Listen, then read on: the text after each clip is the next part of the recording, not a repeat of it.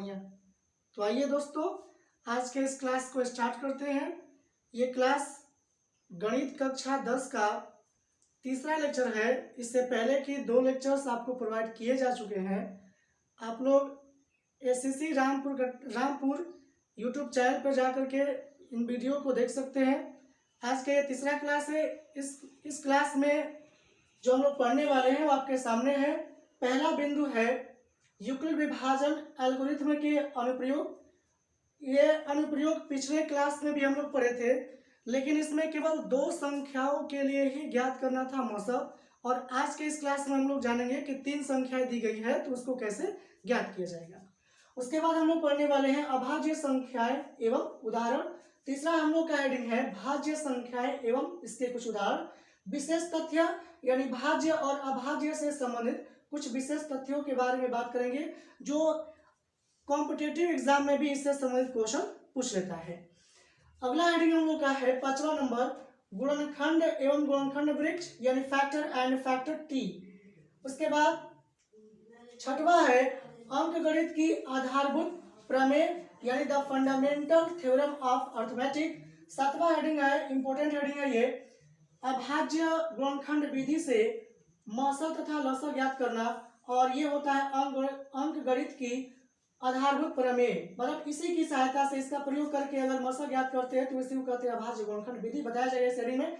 उसके बाद अभाज्य गुणनखंड विधि से मौसल और लसर ज्ञात करना, इससे संबंधित कुछ एनसीईआरटी महत्वपूर्ण प्रश्न के बारे में भी चर्चा किया जाएगा। तो चलिए दोस्तों, आज के इस क्लास को स्टार्ट करते हैं।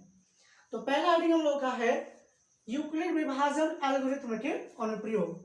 और इस अनुप्रयोग में आपको बताया गया था कि अनुप्रयोग मतलब एप्लीकेशंस, यानी इसमें क्वेश्चन के माध्यम से आपको बताया जाएगा कि इसका यूजेज कैसे है, मतलब एप्लीकेशन क्या होता है। तो आइए स्टार्ट करते हैं। सबसे पहले एक क्वेश्चन लेता हूं।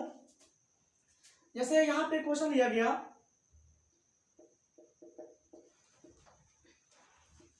संख्याएं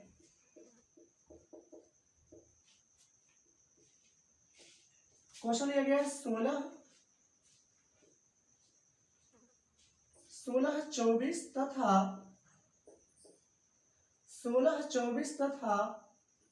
72 का मौसम ज्ञात कीजिए। और ये मौसम किसकी सहायता से ज्ञात करना हमें, तो यूक्लिड विभाजन एल्गोरिथ्म। क्योंकि हम सभी जानते हैं कि यूक्लिड विभाजन एल्गोरिथ्म एक प्रकार का 2 या 2 से अधिक संख्याओं के मौसम ज्ञात करने की विधि है। इसके अकॉर्डिंग हम लोग हल करने वाले हैं। तो चलिए स्टार्ट करते हैं इसको सॉल्व करने के लिए सबसे पहले लिखा जाएगा कि दी गई संख्याओं में क्या ऑर्डर है, किस क्रम में कौन सी संख्या है। तो लिखेंगे दी गई संख्याएं, और इन संख्याओं में क्रम देखिए कि कौन बड़ी है कौन छोटी है, इस तरह से देखा जाएगा। सबसे पहले देख रहे हैं कि 72 जो है सबसे बड़ा है, उससे छोटा 24 और सबसे छोटा क्या है 16 है। तो मौसम सबसे पहले 2 संख्याओं का ज्ञात किया जाएगा, जो 2 सबसे बड़ी हो। एक तो ये बड़ी है, उसके बाद से ये बड़ी है। इन दोनों संख्याओं को लिया जाए, यानी हम इसको लिख सकते हैं 72 ग्रेटर देन 24।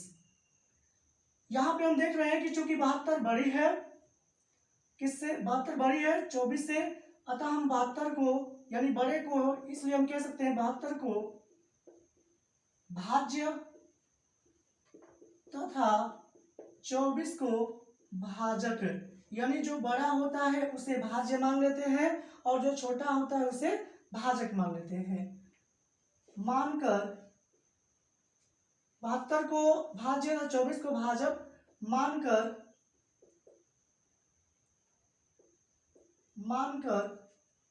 प्रमेयिका का प्रयोग करने पर, और वो प्रमेयिका होता है यूक्लिड विभाजन प्रमेयिका। मैं शॉर्ट में लिख रहा हूं यूक्लिड विभाजन प्रमेयिका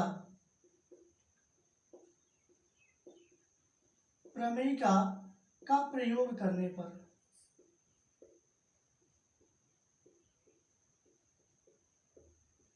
इसका प्रयोग करेंगे तो होता है भाज्य बराबर भाजक गुणे भागफल प्लस शेषफल। तो इसमें भाज्य आपका 72 हो जाएगा, 72 बराबर भाजक है 24, यानी ये 24 हो जाएगा। अगर देखें तो ये जाएगा, हमें लग रहा है 3 बार में चला जाएगा, क्योंकि 24 या 72 होता है। ऐसे भी दे सकते हैं कि 24 गुना 48 होता है, तो भाई और भी आगे जा सकता है, तो 3 बार लेकर जाएंगे। बिल्कुल 72 आ गया, और देख रहे हैं यहाँ पे शेषफल कितना आ गया, 0 आ गया। तो यहाँ पे बात लिखेंगे, चूंकि यहाँ शेषफल बराबर 0 है, और जब शेषफल 0 आ जाए तो उसमें देखिए कि भाजक क्या है, वही अभिष्ट भाजक दी गई संख्या का क्या होगा, मसा होगा। तो देखिए तो यहाँ पे देख रहे हैं हम लोग कि संख्या में 0 आ गया, मतलब इसका जब किया गया प्रमेयिका का प्रयोग करके इसको उस रूप में व्यक्त किए, तो देख रहे हैं कि शेषफल का मान क्या आ गया, 0 आ गया। अतः हम कह सकते हैं, इसलिए हम कह सकते हैं संख्या कौन 72 और 24 का मौसा क्या होगा, तो अभिष्ट भाजक होगा। और भाजक क्या है यहाँ पे, 24 है, तो यही 24 क्या हो जाएगा, आपका मौसा हो जाएगा। यानी हम कह सकते हैं कि 72 और 24 का मौसा क्या होगा, 24 होगा। 24 आ गया, तो उसके बाद से हम कहेंगे अब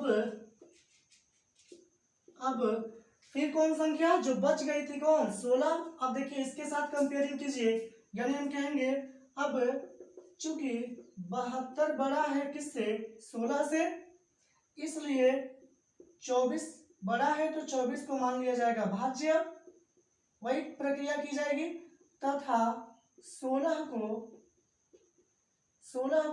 भाजक मान लिया जाएगा, और भाजक मान करके क्या करेंगे, पुनः प्रमेयिका का प्रयोग करेंगे। लिख देंगे पुनः यूक्लिड विभाजन प्रमेयिका से, ठीक है, या प्रमेयिका का प्रयोग करने पर। तो ये हो जाएगा 24 बराबर 16, चूंकि 16 गुना 32 हो जाता है, 24 से अधिक है, अतः एक ही बार में जाएगा, 16 एकम 16, 24 में से 16 घटेगा 8 होगा, यानी +8। यहां पे लिखेंगे कि चूंकि शेषफल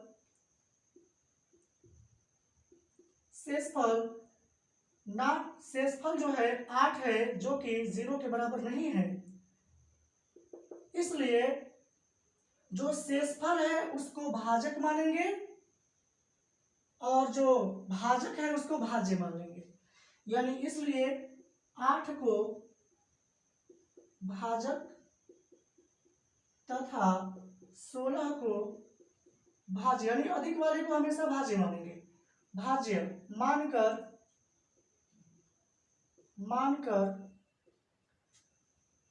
पुनः यूक्लिड विभाजन प्रमेयिका का प्रयोग करने पर,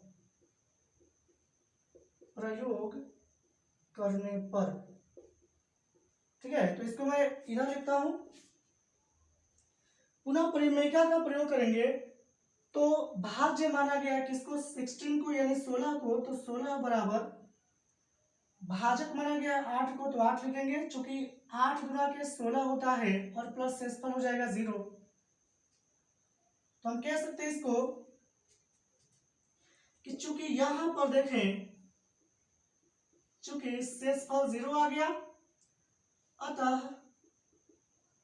अतः किसका मौसा, यानी जो संख्या टोटल दी गई है उसका मौसा, इन दोनों संख्या यानी 72 और 24 का मौसा तो 24 है, परंतु तीनों को मिलाकर क्या होगा मौसा, तो जो फाइनली आया हम लोगों का 8 वही होगा। 8 वह बड़ी से बड़ी संख्या है जो इन तीनों को कटा देगा, और वास्तविकता यही है कि 8 की पहाड़ा में ये भी आता है, ये भी आता है और ये भी आता है, ठीक है। तो देखते हैं, अतः दी गई संख्याएं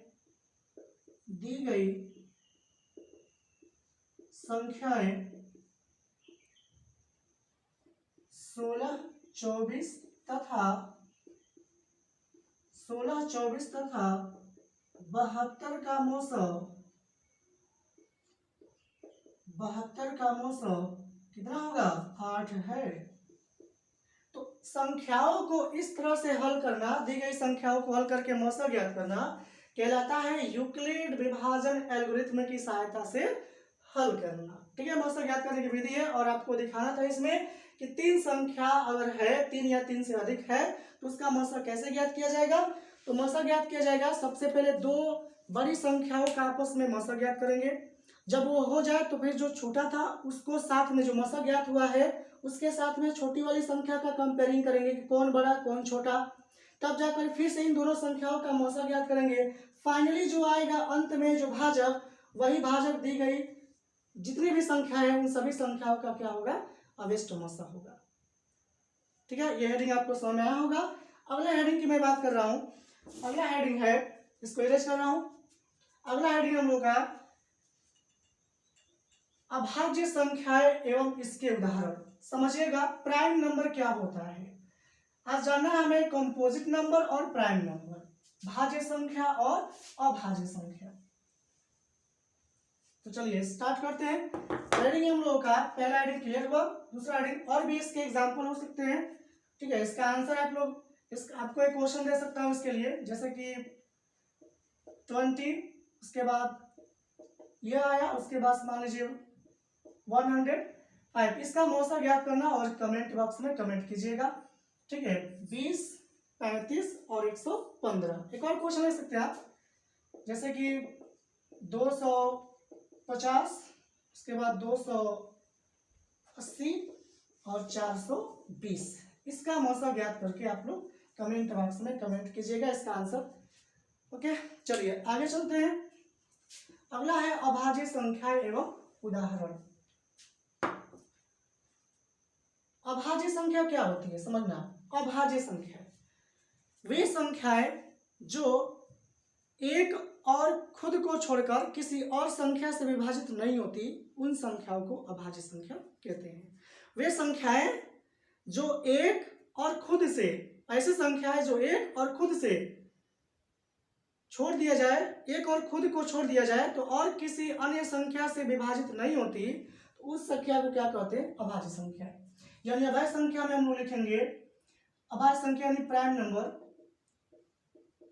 प्राइम नंबर बोलते हैं इसको इंग्लिश में।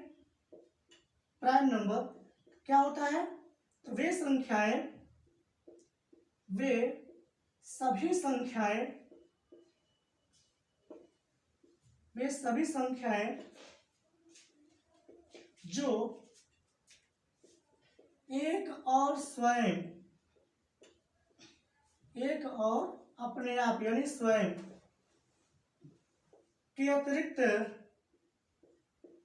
मतलब छोड़कर, अतिरिक्त का अर्थ होता है के छोड़कर, को छोड़कर, के अतिरिक्त और किसी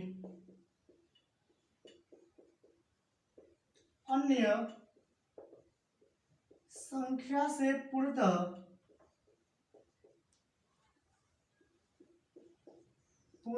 मतलब पूरी तरह से विभाजित नहीं होती है,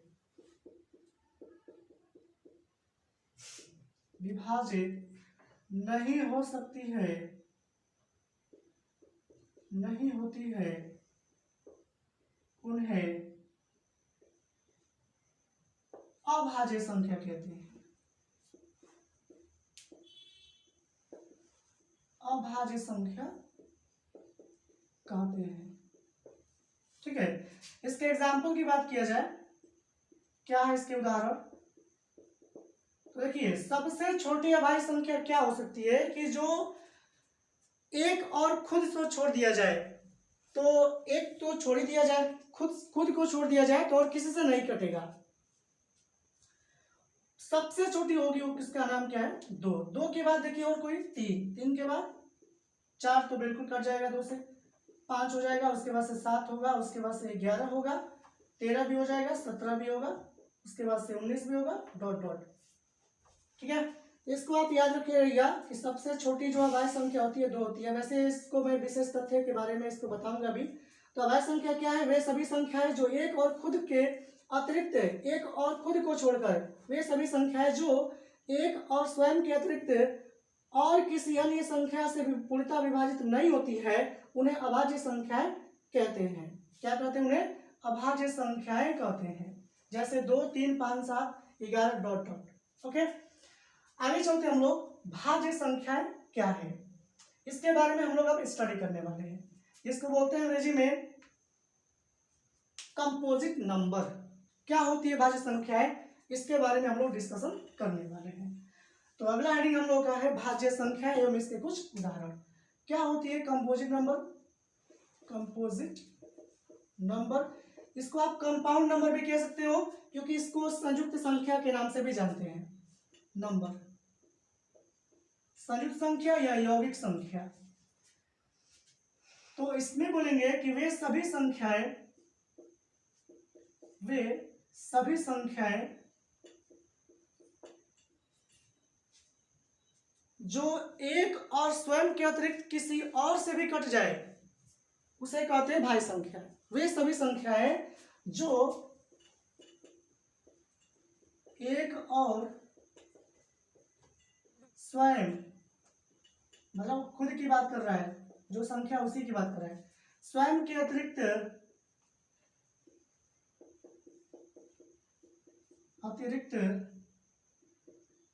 किसी अन्य संख्या से भी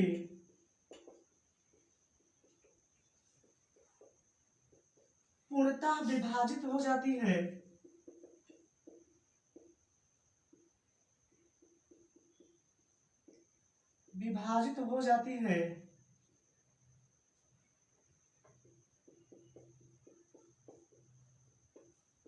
उन्हें भाज्य संख्याएं कहते हैं।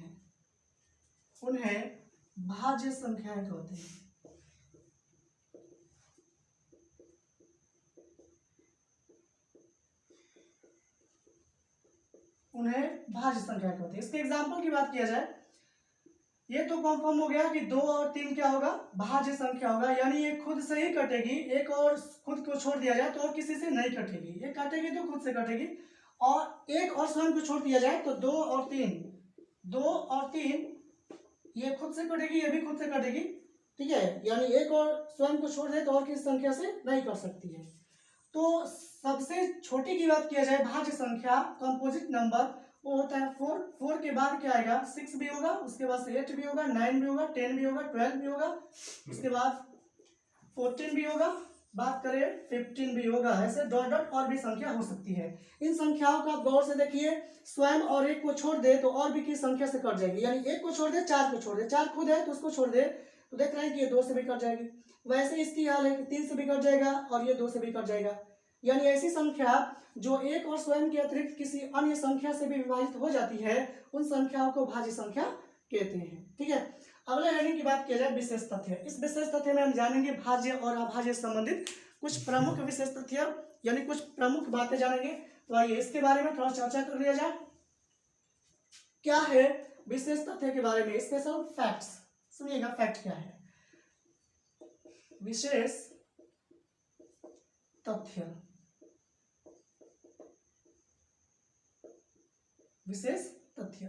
पहला इसमें कि सबसे छोटी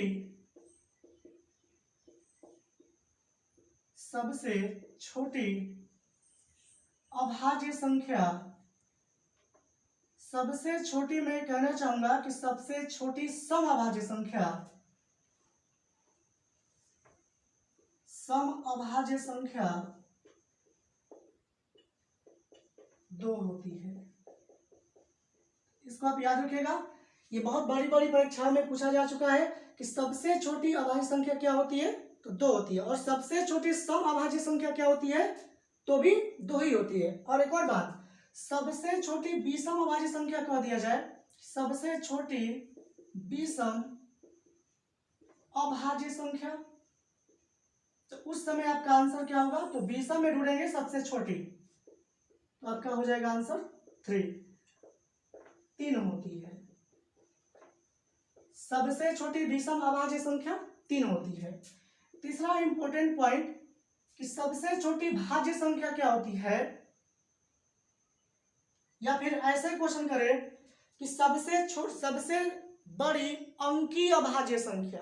ध्यान से, सबसे छोटी अंकीय भाज्य संख्या, सबसे छोटी अंकीय अंकीय भाज्य संख्या या अभाज्य संख्या, अभाज्य संख्या सबसे छोटी अंकीय यानी अंक में सबसे छोटी अभाज्य संख्या क्या होगी, तो 2 ही होगा। परंतु ये कह दे कि सबसे बड़ी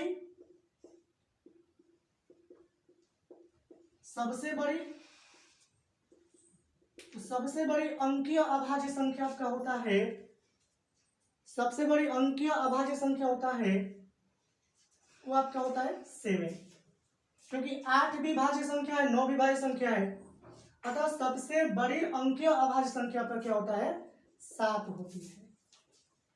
ठीक है, उसके बाद आगे बात करें कि सबसे छोटी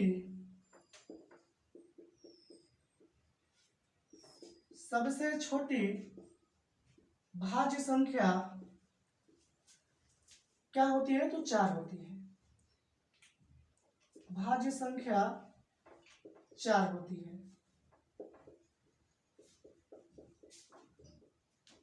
और ये सम संख्या भी ऐसे भी क्वेश्चन किया जाए कि सबसे छोटी सम भाज्य संख्या तो 4 होगी। ठीक, उसके बाद अगला पॉइंट है कि सबसे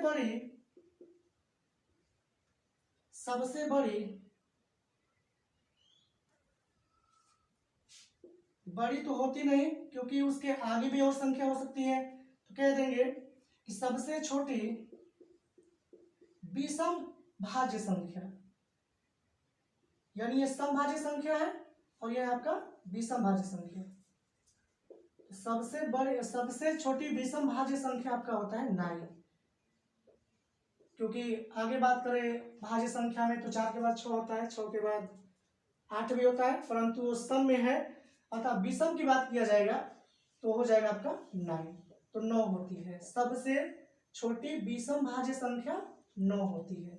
ओके, ये कुछ महत्वपूर्ण फैक्ट्स के बारे में बात किया गया था। एक और भी मैं आपको बता सकता हूं कि जो एक न तो अभाज्य संख्या और न ही भाज्य संख्या, इसके बारे में थोड़ा डिस्कशन करना चाहेंगे हम कि एक न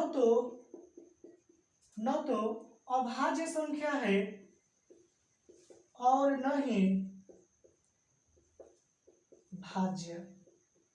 इसको भी आप याद रखिएगा, एक न तो अभाज्य संख्या और न ही भाज्य संख्या है।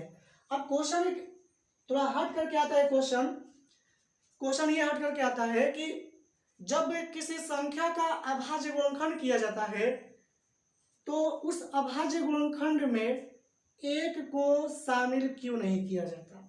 जैसे अगर हम लोग कहे कि 10 का गुणनखंड कीजिए तो आप लोग कहोगे कि इसका गुणनखंड होगा 2 गुणे 5, तो इसमें एक को शामिल क्यों नहीं किया गया। तो इसका सही जवाब होगा क्योंकि एक अभाज्य संख्या नहीं है। तो जब एक अभाज्य संख्या है ही नहीं तो संख्याओं के अभाज्य गुणनखंड में आप अभाज्य संख्या में शामिल कैसे कर सकते हैं। इसलिए क्या कहता है, अभाज्य गुणनखंड किया जाता है तो ये अभाज्य गुणनखंड यानी अभाज्य संख्या के रूप में ही लिखा जाना है। चूंकि एक अभाज्य संख्या नहीं होती इसलिए अभाज्य गुणनखंड करते समय किसी संख्याओं में एक को शामिल नहीं किया जाता है। ओके, ये आपको जवाब समझ में आया होगा। ये जो पूछा गया है कि अभाज्य गुणनखंड में की संख्या के अभाज्य गुणनखंड में एक को शामिल क्यों नहीं किया जाता, क्योंकि एक जो है एक अभाज्य संख्या नहीं होती है, इसलिए शामिल नहीं किया जाता है। चलिए आगे बात किया जाए, सबसे बड़ी अंकीय भाज्य संख्या की बात करेगा तो कह देना 9। सबसे बड़ी अंकीय, क्योंकि अंक में खोज रहा है वो, तो अंक में सबसे बड़ी क्या होगी, 9 होगा। सबसे बड़ी अंकीय भाज्य संख्या आपका हो जाएगा 9 और सबसे बड़ी अंकीय अभाज्य संख्या आपका हो जाएगा 7 जो कि विषम है। ठीक है, अगला आइडिया हम लोग का है गुणनखंड एवं गुणनखंड वृक्ष। क्या होता है गुणनखंड, जिसको बोलते हैं अंग्रेजी में फैक्टर, इसके बारे में हम लोग चर्चा करने वाले हैं। गुणनखंड तथा गुणनखंड वृक्ष। सबसे पहले जानिए गुणनखंड होता क्या है। देखिए, ये कोई संख्या a है और कोई संख्या क्या है, b है। यदि एक संख्या a b को a संख्या a में b से भाग दिया जाए और भाग देने पर शेषफल 0 आ जाए तो कह दिया जाएगा कि जो b है a का एक गुणनखंड है। जैसे अगर हम 4 से 12 में भाग दे और भाग देने पर ये पूर्णतः विभाजित हो जाए यानी शेषफल 0 आ जाए तो कहा जाएगा 4 12 का क्या है, गुणनखंड है। यानी इसकी परिभाषा हम लोग बिल्कुल ऐसे फाइंड कर सकते हैं कि यदि किसी एक संख्या में किसी दूसरी संख्या से भाग देने पर पूर्णतः विभाजित हो जाए तब पहली वाली संख्या दूसरी संख्या का एक गुणनखंड कहलाती है। यानी हम कह सकते हैं कि यदि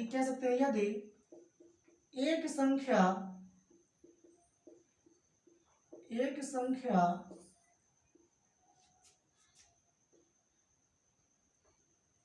में किसी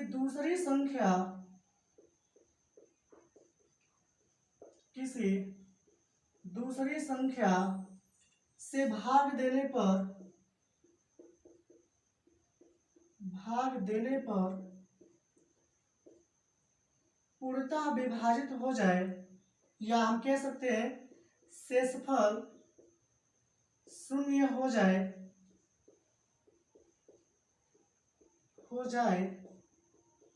तो पहली संख्या दूसरी संख्या की गुणनखंड कहलाती है। पहली संख्या दूसरी संख्या की एक गुणनखंड कहलाती है। इसका जो परिभाषा है यही होगा कि एक संख्या में दूसरी संख्या से भाग दे और भाग देने पर शेषफल 0 हो जाए तो कहा जाएगा कि पहली संख्या दूसरी संख्या का एक गुणनखंड है। ओके, उसके बाद जैसा कि हम देख सकते हैं इस बात को, एग्जाम्पल की बात किया जाए इसका तो हम ले सकते हैं कि जैसे एक संख्या है 10 और एक संख्या क्या है 5। 10 में मैंने 5 का क्या किया, भाग दिया। तो 10 में 5 का अगर भाग दे, ठीक है, भाग दे तो बिल्कुल कट जाएगा। देख सकते हैं आप, 2 बार में जाएगा, एक कट जाएगा, शेषफल 0 आ गया।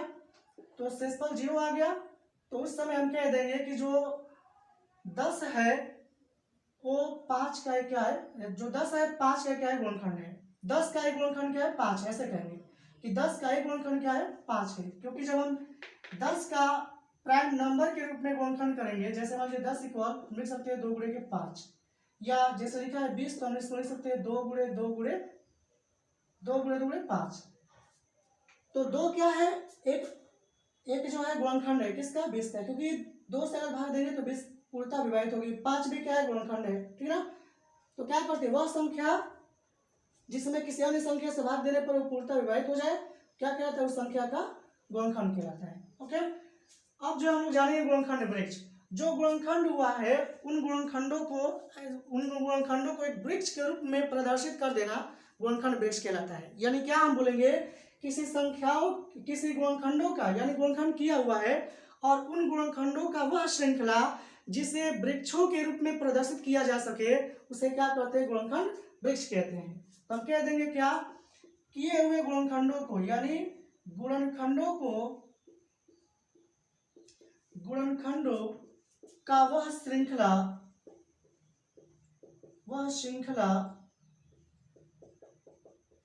जिसे वृक्ष के रूप में प्रदर्शित किया जाता है, वृक्ष के रूप में व्यक्त किया जा सकता है,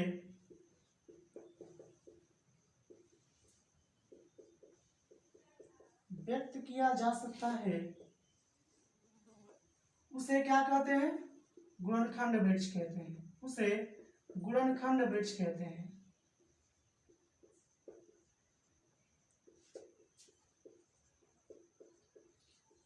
ओके, एग्जाम्पल की बात किया जाए, जैसे मान लीजिए हमने ले लिया 120, इसका गुणनखंड वृक्ष करना है। और गुणनखंड वृक्ष करने के लिए सबसे पहले देखा जाता है छोटी से छोटी अभाज्य संख्याओं से वो क्या हो, विभाजित हो जाए। जैसे 2 से हो जाए, 3 से हो जाए, 5 से हो जाए, ऐसे छोटी छोटी संख्याओं से क्या हो जाए, विभाजित हो जाए।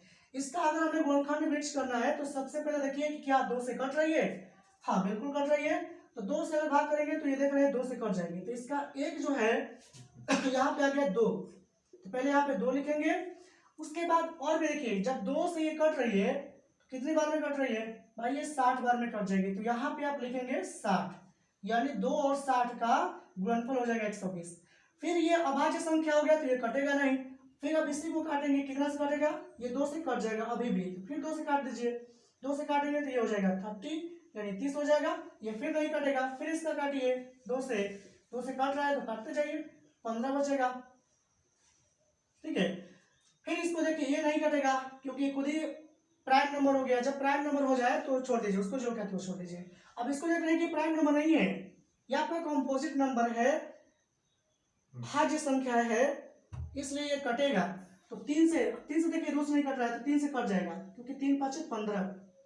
अब 5 भी एक अभाज्य संख्या है, यानी जो इसका अभाज्य गुणनखंड होगा वो टोटल ये हुआ 2 2 2, उसके बाद से 3, उसके बाद से 5, यानी इसको लिखेंगे 2 × 2 × 2 × 3 × 5, यानी 120 का अभाज्य गुणनखंड क्या होगा, और इसका गुणनखंड वृक्ष के रूप में प्रदर्शन क्या होगा आपके समक्ष ये दिया गया है। ठीक है, अगला हेडिंग, उम्मीद करता हूँ ये हेडिंग आपको समझ में आया होगा। अगला हेडिंग हम लोग का है अंकगणित की आधारभूत प्रमेय। ये इंपॉर्टेंट हेडिंग है, इसके बारे में हमें जानना है, और इसी की सहायता से हम लोग अभाज्य गुणनखंड विधि से मसा और लसा भी जानेंगे। तो क्या होता है अंकगणित की आधारभूत प्रमेय, यानी the fundamental theorem of arithmetic. सुनिएगा, हम लोग छठवां हेडिंग पढ़ेंगे, और ये छठवां हेडिंग है अंकगणित की आधारभूत प्रमेय। चलिए, क्या है छठवां हेडिंग, अंकगणित की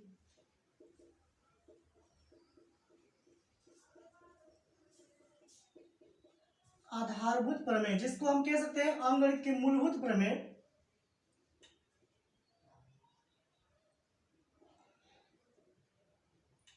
इसके बारे में हमें जानना है।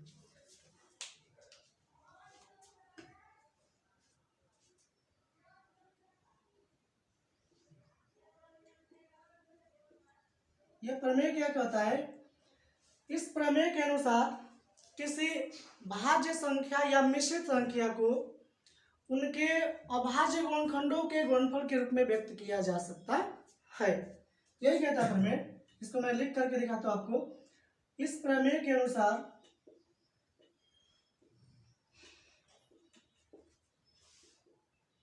किसी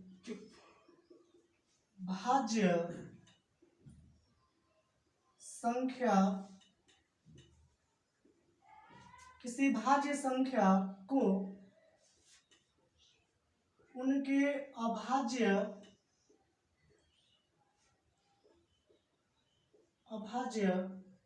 गुणनखंडों के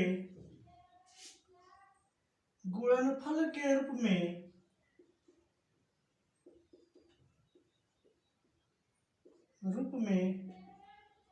व्यक्त किया जा सकता है या गुणनखंडित किया जा सकता है।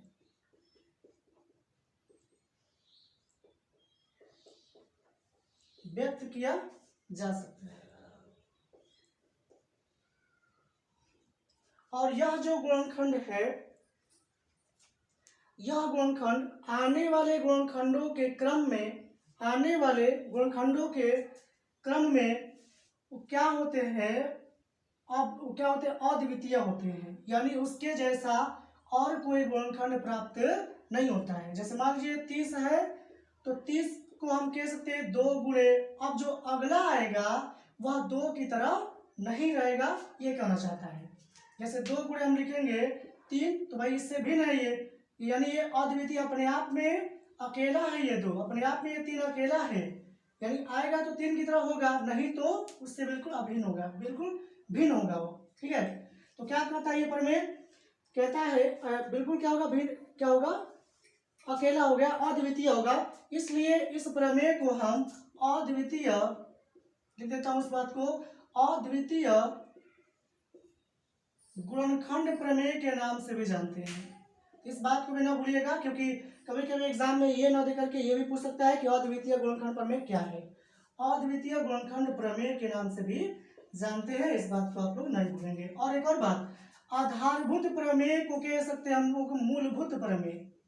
क्या कह सकते हैं, मूलभूत प्रमेय भी कहा जा सकता है। ठीक है, जैसे एग्जाम्पल की बात किया जाए, जैसे यहाँ पे लिखा गया है 10। अब 10 को हम लोग क्या करेंगे, 2 गुणे 5, ठीक है, इसके रूप में हम व्यक्त कर सकते हैं। तो इसका पूरा निचोड़ क्या कहलाता है, ये क्या होता है, इसका निचोड़ रिजल्ट क्या आता है, यह आता है कि जो भाज्य संख्या है, या इसी को हम लोग मिश्रित संख्या कहते हैं, मिश्रित संख्या, ये क्या होता है, तो दी गई संख्याओं के अभाज्य गुणनखंड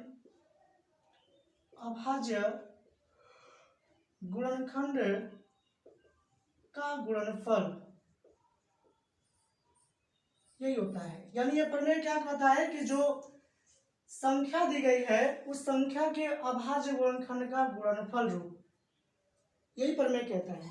ठीक है, यानी कोई संख्या है उसको हम जो अभाज्य गुणनखंड है, जैसे कि मान लीजिए यहाँ पे 10 है, तो इसको अभाज्य गुणनखंड के रूप में करें तो ये आएगा, और अभाज्य गुणनखंड के गुणनफल के रूप में व्यक्त कर सकते हैं। जैसे यहाँ पे 14 है तो कह देंगे 2 गुणे के 7।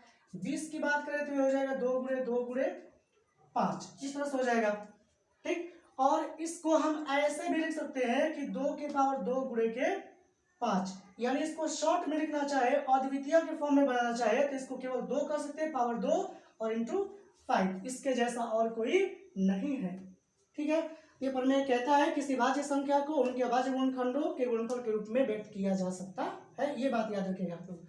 इसके बाद हम लोग पढ़ेंगे अगला हेडिंग, अभाज्य गुणनखंड विधि से मस तथा लस ज्ञात करना। तो चलिए अगला हेडिंग हम लोग का है अभाज्य गुणनखंड विधि। अभाज्य गुणनखंड विधि कोई और अलग विधि नहीं है, अंकगणित की आधारभूत जो प्रमेय है इसका प्रयोग करके अगर किसी संख्या का मस ज्ञात कर रहे हैं, लस ज्ञात कर रहे हैं, तो उसे हम अभाज्य गुणनखंड विधि कहते हैं। ठीक है, इसको इसमें क्या हमने कहा कि किसी दी हुई संख्या या धनात्मक पूर्णांकों को, किसी धनात्मक पूर्णांकों के मस तथा लस अंकगणित की आधारभूत प्रमेय का प्रयोग करके ज्ञात करना क्या कहलाता है, अभाज्य गुणनखंड विधि कहलाता है। ठीक है, क्या मैंने कहा, किसी धनात्मक पूर्णांकों के मस तथा लस अंकगणित की आधारभूत प्रमेय का प्रयोग करके ज्ञात करना क्या कहलाता है, तो अभाज्य गुणनखंड विधि से मस और लस ज्ञात करना कहलाता है।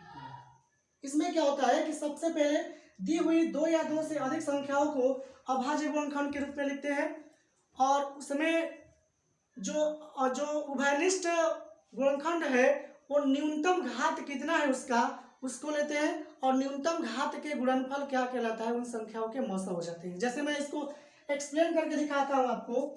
जैसे मान लीजिए आपका 2 संख्या है, एक है 20 और एक है आपके पास 25, इन संख्याओं का मस करना है।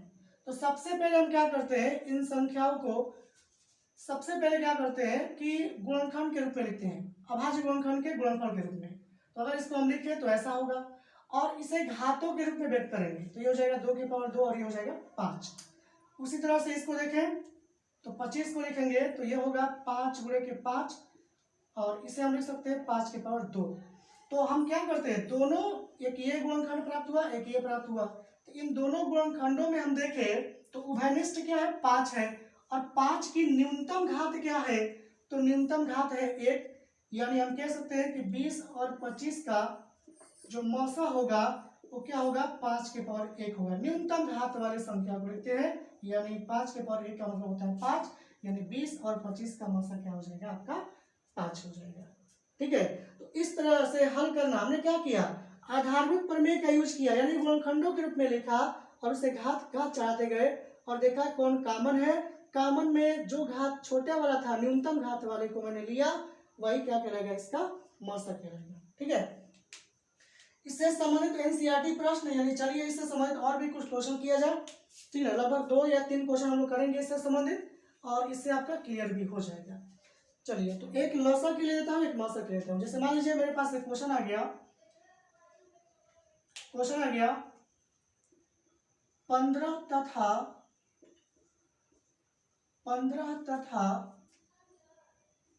135 का मौसा ज्ञात कीजिए, और वो मौसा किसकी सहायता से, तो अभाज्य गुणनखंड विधि की सहायता से। तो सबसे पहले क्या करेंगे, दी गई संख्याओं को क्या करेंगे, अभाज्य गुणनखंड के रूप में व्यक्त करने पर ये हो जाएगा 3 गुणे के 5 और ये हो जाएगा 35। तो पहले इसको देखिए आप लिख सकते हो 3 का पावर 1 5 का पावर 1 और इसे हम लोग लिखेंगे, पहले तो काटिए अभाज्य गुणनखंड के रूप में 3 से काटिए तो 15 नावा होता है 135 यानी 3 से कटेगा 3 गुणे 3 और 3 गुणे के 5। ठीक है, हाँ बिल्कुल ये सही है। आगे चलते हैं, ये हो जाएगा 3 का पावर 2 और 5 का पावर 1।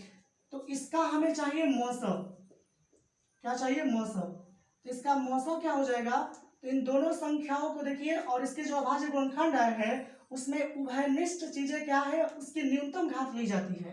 तो देख रहे हैं इसमें 3 है तो इसमें भी 3 है, 5 है तो इसमें भी 5 है, परंतु हमें लेना है न्यूनतम घात और इसका गुणनफल करना है। तो 3 3 इसमें उभयनिष्ठ मिल रहा है परंतु न्यूनतम घात है 3 का पावर 1, अतः लेंगे 3 का पावर 1। फिर गुणे यानी क्योंकि गुणनफल करना है, अब फिर 5 भी है कॉमन तो 5 की पावर 1 यानी यही न्यूनतम है। तो इसको सॉल्व करें तो 3 गुणे के 5 तो ये हो जाएगा आपका 15। अतः हम कह सकते हैं कि HCF यानी मौसम HCF ऑफ 15 इंटू 15 135 इक्वल 15 यानी 35 और 15 का मौसम क्या होगा 15 होगा। ठीक है, इसी तरह से अगर क्वेश्चन कर दे कि लौसा क्या है तो ये क्वेश्चन इससे समझ मैंने ले लिया। ठीक है, आगे चलते हैं। एक और जो क्वेश्चन मैंने लिया एक और है कि 140 तथा 160 का लौसा ज्ञात कीजिए। लौसा और मौसा दोनों ज्ञात कर दीजिए। चलिए लौसा पहले करते हैं हम लोग। लौसा कहता है कि उभयनिष्ठ गुणनखंडों में जो बड़ी घात है उसे लिया जाएगा। ठीक है, तो देखिए हम लोग इसको करेंगे। सबसे पहले अंकगणित की आधारभूत प्रमेय की सहायता से इसे अभाज्य गुणनखंडों के गुणनफल के रूप में व्यक्त करेंगे। ये देखिए 2 से काटेंगे बिल्कुल कटेगा, क्योंकि ये 14 गुणे 10 के रूप में व्यक्त कर सकते हैं। तो 14 में भी 2 मिलेगा और 10 में भी मिलेगा, इसका मतलब 2 गुणे 2, उसके बाद बचेगा इधर 5, उसके बाद से 7। अब इसे देखिए हल करेंगे तो आ जाएगा 2 दूरी का 4 4 और 4 5 20 और 20 7 140 हो जाएगा। अब इसे आप व्यक्त कीजिए घातों के रूप में, तो हो जाएगा 2 के पावर 2 5 के पावर 1 और 7 का पावर 1। उसके बाद 160 की बात किया जाए, 160 की बात किया जाए तो 160 को लिख सकते हैं 16 गुणे 10 और 16 को समझ रहे हैं आप कैसे लिखोगे, 4 बर रहेगा 2 और 10 को लिख सकते हैं 2 गुणे के 5। तो ये हो जाएगा आपका 2 के पावर 5 और 5 के पावर 1 ही रहेगा। इसका एलसीएम चाहिए हमें, लसा चाहिए, तो लसा कहता है अधिकतम घात। ठीक है, तो अधिकतम घात क्या है, तो अधिकतम घात देखिए इसमें जो कॉमन है उसका अधिकतम घात, तो 2 के पावर 5 अधिकतम है, जो कॉमन है 2। इसमें देखिए 5 है तो 5 का पावर 1 ही है वो अधिकतम। उसके बाद जो शेष बच गया उसको भी लेंगे, यानी 7 के पावर 1 भी लिया जाएगा। ठीक, अब इसको देखें तो 2 के पावर 5 का मतलब होता है 32, ये हो जाएगा 5 और ये हो जाएगा आपका 7। अब इस दोनों का क्या करेंगे, हल करेंगे। 32 हो गए, 32 में 5 का गुणा लगाइए, 5 दूना के 10 5 के 15 15 और 1 16 160 और गुणे क्या हो जाएगा 7। 7 से गुणा कीजिए, 16 और 7 112, आपका आंसर हो जाएगा 1120।